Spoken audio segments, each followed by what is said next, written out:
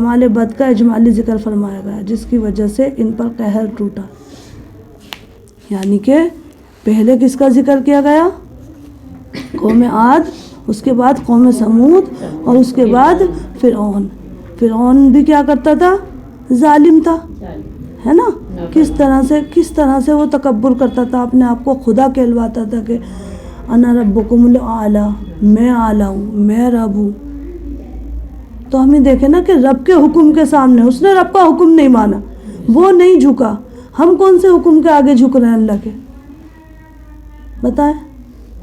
جو پریکٹیکلی ہمیں جھکایا جاتا ہے نماز کے ذریعے وہ ہم سے پورا نہیں ہوتا، ٹھیک ہے. اور ویسے کہا جا رہا ہے کہ چلو تم جھگڑا حق پر ہوتے ہوئے جھگڑا چھوڑ دو، تو اس میں بھی نہیں جھک رہے کہ ہم کیوں غلطی مانیں اپنی. اللہ نے کہا نا کہ تم چھوڑ دو، میری خاطر مجھ سے محل لے لو جنت میں. کتنی ایزی ہمارے لیے کر دی، لیکن ہم جھکتے ہی نہیں، کسی بھی چیز میں نہیں جھکتے. پردے کا حکم ہے تو نہیں کریں گے پردہ. کس میں جھک رہے ہیں، کس میں بات ماننا ہے؟ جھکنے کا مطلب ویسے تو جھکایا جاتا ہے ہمیں پریکٹیکلی، لیکن یہ بھی تو ایک طرح سے عبادت ہی ہے نا، کہ جو اللہ نے حکم دیا وہ مان رہے ہیں ہم، اور پھر اس کو ماننے میں کیا ہے؟ جھک جائے. اور وہ جھکنا ہی کیا ہے؟ وہ بھی عبادت ہے. تو عبادت کی حالت میں ہی تو ہوں گے نا. لیکن یہ لوگ نہیں جھکے. جو ان کے اندر خرابیاں تھیں کہ ہمارے اندر ہے نہیں وہ خرابیاں، کہ بڑے بڑے گھر بھی بنا رہے ہیں، عیش سے رہ رہے ہیں، ساری نعمتیں ہیں. اور فرعون نے نہیں مانا، وہ اپنے آپ کو رب مانتا تھا. ٹھیک ہے. فرعون کیا مانتا تھا؟ اپنے آپ کو رب. اور رب کیا ہوتا ہے؟ پالنے والا. ٹھیک ہے. انا ربکم الاعلی، وہ کہتا تھا میں ہوں تمہارا رب، میں پالتا ہوں تم کو. تو ہم کس کی بات ماننا ہے؟ اس نے نہیں مانا تو ہم کس کی بات ماننا ہے؟ ہم واقعی میں رب کے حکم پہ چل رہے ہیں؟ اللہ کے حکم پر، سنتوں پہ سارے کام سنتوں کے حساب سے کر رہا ہے؟ کچھ بھی نہیں کر رہا ہے. پتہ بھی نہیں ہمیں سنتیں. یاد تو جب ہوتی نا جب ہم ان پہ عمل کرتے.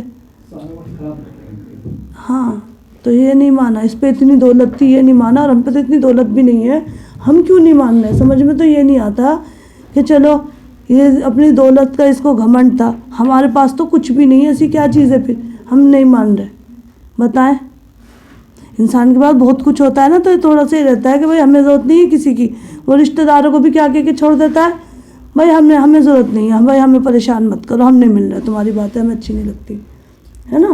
ہمیں ضرورت ہی نہیں کسی کی، مال دولت سب ہے. تو اس کو یہ گھمنڈ آ گیا ہو کہ بھائی میں تو خود اپنی مرضی کا مالک ہوں. اس نے نہیں مانی تو ہم بھی کون سا مان رہے ہیں؟ ہم بھی اپنی مرضی چلا رہے ہیں. مسلمان کون ہوتا ہے؟ جو اللہ کی مرضی کے حساب سے جیے، اپنی خواہشات کو اللہ کے مطابق، اللہ کی اطاعت کے سنت کے حساب سے گزارے، ہے نا. جو اپنے آپ کو سرنڈر کر دے. مسلم کی تو اپنی مرضی ہوتی ہی نہیں. وہ جو بھی کام کرے گا وہ یہ دیکھے گا نا کہ میرے نبی نے کیسے کیے، اگر نہیں کیے تو میں نہیں کروں یہ کام. لیکن ہم وہ سارے کام کر رہے ہیں جو ہم نبی نے نہیں کیے، اور وہ سارے نہیں کر رہے جن کا حکم دیا. اب یہ دیکھنا ہمیں لگتا اچھا وہ بادشاہ تھا اس لیے اس کی تھی، ہم تو بہت نیک ہیں، ہم تو نہیں. جب بادشاہ نہیں مانے تو ہم کون سی وہ ہے کہ ہمیں ماننے میں کیا ہوا ہے؟ ہمارے پاس تو کچھ ہے بھی نہیں. تو کہا جا رہا ہے ان سب نے کیا کیا؟ الذین کون ہے یہ سب؟ کون؟ قوم عاد، قوم سمود اور فرعون. کہ ان سب نے کیا کیا؟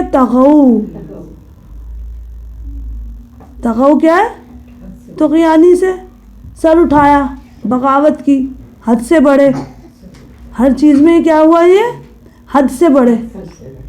فی البلاد، شہروں میں، یعنی انہوں شہروں میں ادھم مچا رکھا تھا. یہ شہروں میں، بلاد بلد کی جمع، حد سے بڑھے ہوئے تھے. تو حد سے بڑھے ہوئے ہیں نہیں؟ کیا واقعی ہم سنت کے حساب سے کھا رہے ہیں کہ ایک تہائی حصہ بچا کے چلیں؟ یا اتنا کھا رہے ہیں کہ اس کو ہضم کرنے کے لیے بھی دوائیاں لینی پڑتی ہیں، یا کوئی ایسی چورن ایسی چیزیں کھانی پڑتی ہیں کہ کھانا ہضم ہو جائے. ہوتا ہے نا، کوئی کہتا ہے گرم پانی پی لو، کوئی چورن کھا لو، کوئی دوائی کھا لو کہ اس سے ہضم ہو جائے. واقعی میں ہلکا کھانا کھائیں گے تو ان سب چیزوں کی ضرورت پڑے گی؟ نہیں پڑے گی. زیادہ کھا کے پریشان کھانے میں بھی حد سے بڑے ہوئے ہیں، بولنے میں بھی حد سے بڑھ رہے ہیں، سونے میں بھی حد سے بڑے ہوئے ہیں، جاگنے میں بھی حد سے بڑے ہوئے ہیں، ہے نا، کہ صبح دیر تک سوئے رات کو دیر تک جاگے، بولنے میں بھی ہر چیز میں حد سے بڑے ہوئے ہیں۔ ہم اپنا جائزہ خود لیں، انہیں سنا کے ہمارا وہ کروایا جا رہا ہے تزکیہ کہ دیکھو انہوں نے یہ کیا، تم یہ مت کرنا، تم نے دیکھا نہیں ان کے ساتھ کیا ہوا۔ وہ جیسے ماں بڑے چھوٹے بچوں کہتے ہیں نا، دیکھ اب اس کی پٹائی ہوئی نا، اس نے کیا، یہ اس بات پہ پٹا تو بھی پٹے گا اس بات پہ، ٹھیک ہے نا۔ تو الذین طغوا فی البلاد فاکثروا فیہا الفساد، انہوں نے بہت زیادہ فساد مچا رکھا ہے، یعنی ان کا یہ کام ایک دن کا نہیں تھا، بچپن سے عادت پڑ گئی تھی کرنے کی۔ جیسے ہمیں عادتیں پڑی ہوئی ہیں نا بچپن سے، ماں عادت ڈال دیتی ہیں اپنے بچوں کو، پھر بچوں کو بھی وہی عادت ہو جاتی ہے۔ فاکثروا فیہا، بہت فساد مچا رکھا، کسی بھی چیز میں حد پہ نہیں، کسی بھی چیز میں، کسی بھی اللہ کے حکم میں حد پہ نہیں ہے، اپنی حد میں تو نہیں ہے نا۔ لباس میں حد پہ نہیں ہے، یا تو اتنا لمبا پہنیں گے کہ وہ زمین کا پورا، ہاں کئی میٹر تو زمین پہ رگڑتا ہوا چلے گا، یہ اتنا چھوٹا ہوگا کہ بہت ہی، ہاں ہر چیز میں فساد بگاڑ۔ فصب علیہم ربک سوط عذاب، تو آپ کے رب نے ان پر کیا برسایا، سوط عذاب، عذاب کا کوڑا، سوط کوڑا اور عذاب کا کوڑا۔ ان ربک لبالمرصاد، بے شک تیرا رب گھات میں ہے۔ ابھی تو کس کی بات پیچھے جو پڑھا تھا، پچھلی صورت میں جو پڑھا تھا کہ گھات میں کون ہے،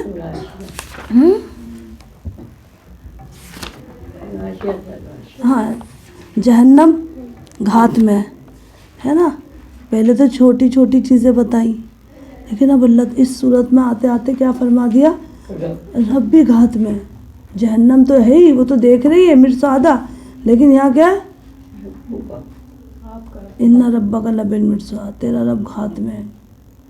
پیچھے بڑھا تھا نا، آئیں گے تو ہمارے پاس ہی، جانا کہاں ہے، ان الینا ایابہم، سورہ غاشیہ میں پڑھا تھا نا آیت 25 میں کہ فَيُعَذِّبُهُ الْعَذَابَ الْأَكْبَرَ، اللہ تعالیٰ کیا دے گا، عذاب اور کیسا اکبر۔ ان الینا ایابہم، آنا تو انہیں ہمارے پاس ہی ہے، ثم ان علینا حسابہم، اور پھر ہم ان سے حساب لیں گے۔ اب ان کی 5 چیزوں کی قسمیں کھا کر بتا دیا کہ تم نے ان کا حال نہیں دیکھا، قوم عاد کا، قوم سمود کا، اور قوم فرعون کا، کہ الذین طغوا فی البلاد، کس طرح انہوں نے اپنی اپنی بستیوں میں ادھم مچا رکھا تھا، کس طرح سرکشی کر رکھے تھے۔ فاکثروا فیہا الفساد، بہت زیادہ انہوں نے فساد مچا رکھا تھا۔ تو فصب علیہم ربک سوط عذاب، ہم نے بھی ان پر عذاب کا کوڑا برسایا۔ ان ربک لبالمرصاد، بے شک تیرا رب گھات میں ہے۔ تو ایسا نہیں ہے کہ ہم نافرمانی کرتے ہیں تو اثر، اس کا کچھ اثر نہیں ہوتا، دنیا میں بھی اثر ہوتا ہے۔ اور عذاب کی تو یہی شکل تھوڑی ہے کہ وہ بستی اٹھا کے پٹکی جائے گی، جب ہی لگے گا کہ اب عذاب ملا ہے، اللہ تعالیٰ اپنے آگے نہ کھڑا کرے نماز میں، یہ بھی تو اللہ کا غصہ ہی ہے نا۔ یہ کم عذاب کی، کوئی اگر ہمارا بڑا یا ہمارے ماں باپ یا کوئی بھی ہم سے اگر بات نہ کرے، ٹھیک ہے، اور ہم سے بولے نا، تو ہم خوش رہیں گے، ٹینشن تو ہوگی نا۔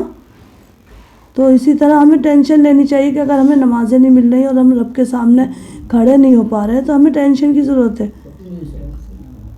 ان ربک لبالمرصاد، بے شک تیرا رب گھات میں ہے۔ فاما الانسان اذا ما ابتلاه ربه فاکرمہ ونعمہ، تو جب فاما الانسان، تو آدمی کو جب اس کا پروردگار آزماتا ہے، اذا ما ابتلاه، کیا ہے، ابتلا کرتا ہے، اس کو آزماتا ہے، ربہ، اس کا رب، فاکرمہ، تو کیا کرتا ہے، اس کو فاکرمہ، اس کو عزت دیتا ہے، ونعمہ، اور اس کو نعمت دے، تو انسان کیا کہتا ہے، فیقول ربی اکرمن، میرے رب نے مجھے عزت دی، اتنا مال دیا، اتنا کھانا دیا، اتنی چیزیں دی، مکان، دولت، اولاد، مجھے بہت عزت دی، اللہ کا شکر ہے، بہت کچھ دیا ہے۔ واما اذا ما ابتلاہ فقدر علیہ رزقہ، اب ایک اور طرح سے اللہ تعالیٰ آزماتا ہے اس کو، اور جب اس کو آزماتا ہے یعنی فقدر علیہ رزقہ، اور اس کا رزق تنگ کر دیتا ہے، فیقول ربی اہانن، تو کیا کہتا ہے، میرے رب نے مجھے رسوا کیا، میرے رب نے مجھے کیا کیا، رسوا کر دیا، ربی اہانن، مجھے ذلیل کیا، مجھے رسوا کیا، میری عزت گھٹا دی. یعنی ہماری تو کوئی عزت ہے ہی نہیں، نہ ہمارے پاس گھر ہے، جیسے کہتے ہیں نا لوگ، نہ گھر ہے اتنا بڑا، نہ کوئی دکان ہے، نہ کچھ ایسا کچھ ہے. تو انسان سوچتا ہے ہمارے پاس تو کچھ ہے ہی نہیں، ہم تو غریب، اللہ نے ہمیں اتنا دے ہی نہیں رکھا. اور جن کو دے رکھا ہوتا ہے تو ان کو کہتے ہیں تمہارے پاس بہت عزت ہے، اللہ نے تمہیں بہت نواز رکھا ہے.